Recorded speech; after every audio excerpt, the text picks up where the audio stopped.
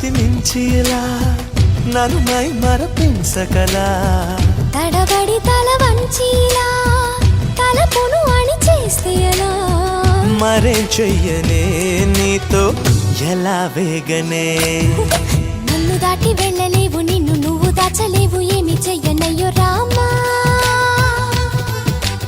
ఉన్న మాట చెప్ప నీవు ఊరుకుంటే ఒప్పుకోవు ఇంకెలాగే సత్యభామా అనుకున్నా తప్పు కదా మో మాట ముప్పు కదా మనసై